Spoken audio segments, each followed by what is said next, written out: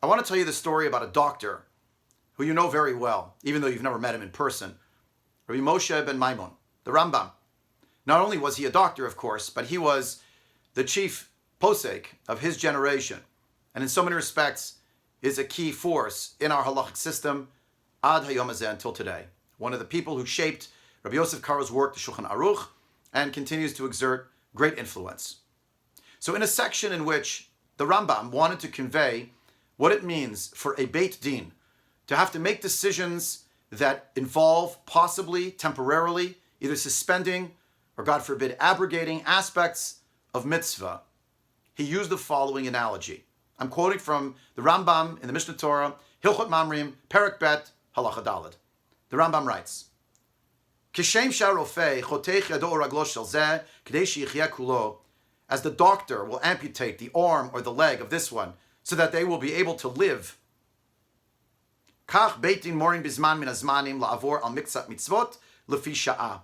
So too will the court sometimes have to make a decision that for a temporary period of time will transgress some aspect of the halacha. And why? Kadei sheyitkaimu kulan, so that everyone can survive. Kederach she'amru chachamim rishonim, as our sages, our early sages taught, chalel alav shabbat achat, kadei sheyishmor shabbatot harbei, violate one Shabbat so that many more Shabbatot can be fulfilled in the future. I came across this story in preparing for a shir that I gave this past Shabbos between Mincha and Marav, since Seudah Shlishit was not able to take place. It was an impromptu shir. It was about pikuach nefesh, about saving human life. For the Rambam, sometimes a halachic decision feels like an amputation, but it's worthwhile if it's going to save the patient. My dear friends, I want to commend our Av Beit Din, Rabbi Yonah Rees, Shlita, of the Chicago Rabbinical Council, for rendering the courageous decision that he did, which he did not take lightly, which he took in consonance with medical professionals whose specialty is infectious diseases and epidemiology. And he did so in consultation with his own Rebbeim. And then he came to the decision that he did, that Batei Medrash and Batei Knesiot are not safe places right now. It seems mind-boggling that we've come to this point, but we have. And this is the halacha. And I have to now say in the strongest of terms, and you see in the letter below a little audio file from Mori V'Rabbi Rav Mordechai Willig to the same effect.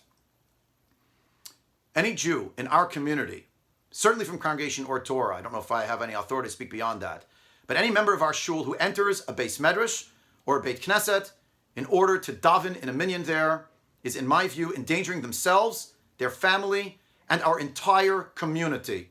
If you've been reading or watching anything about how this terrible magefa, this plague, spreads, it spreads in an insidious manner with an incubation period of up to 14 days. You could be transmitting it to lots and lots of people, and you don't even realize that you've endangered them. That's how things got out of control in China and in Italy. That's why Israel has instituted such draconian measures. What a feeling of amputation it is just to see the different yeshivot hesder closing temporarily, withdrawing from their own mikdashei ma'at, from their own batei midrash. Why? Because they know, like we know, the great importance of the directive of our chachamim, of Rabbi Yehuda in the name of Shmuel. That when the Torah in the 18th chapter of Sefer Vayikra declares v'chai bahem, Rabbi Yehuda says in the name of Shmuel, v'lo sheyamut bahem, live by them and don't die by them. Those who are acquainted with Congregation or Torah know very well that more than once I have mentioned how important Tefillah B'tzibur is. It is crucial. It is an element of the lifeblood of who we are as Torah-abiding Jews. There is no question about that. However, while the Rambam does paskin that tefillah, prayer, is a mitzvah deoraita, there is no one who maintains that tefillah b'tzibur is itself a mitzvah deoraita. But everyone agrees that there is a mitzvah deoraita to preserve one's life. V'chai bahem, v'lo sheyamut bahem. As the Rambam wrote it, the Rambam was quoting from the Gemara in Masechet Yuma and Daf Pei Hey. Rabbi Shimon ben Manasseh says that he thinks the main source for the concept of pikuach nefesh is from words from Parshat Kitisa. V'shamru b'nei Yisrael et hashabat, and the Jewish people shall keep Shabbat. And Rabbi Shimon ben Nasya is who the Rambam is quoting here. Chalel alav Shabbat achat, violate one Shabbat, kedei sheyishmor Shabbatot harbei, so that they can keep many Shabbatot in the future. It is my hope and my prayer that very soon our entire community will understand, before it is too late, that there is a growing sense of urgency that they make sure now to safeguard life, v'chai bahem, v'lo sheyamut bahem. V'shamu b'nei Yisrael Shabbat, that it will feel like an amputation, Rahmana litzlan, of a limb, to be withdrawing from centers of Torah.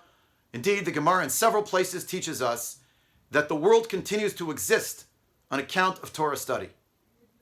Baruch Hashem, we live at a time of Zoom calls and FaceTime and YouTube and all sorts of different ways, and Facebook Live, to be able to stay in touch virtually and to open many Sifrei Kodesh that many of us are blessed to have in our own homes. It is vital and imperative that we continue learning. I'm calling everyone to learn. Not Nashir, open a Sefer. And especially Tefillah. Lech knos et kol hayudim, declared Esther Hamalka. Well, we can't do it physically, but we certainly can be gathered together in Tefillah, where each individual opens their Sefer Tehillim and davens like never before. This is, as many people are saying, unprecedented. All of life is unprecedented. It hasn't happened yet.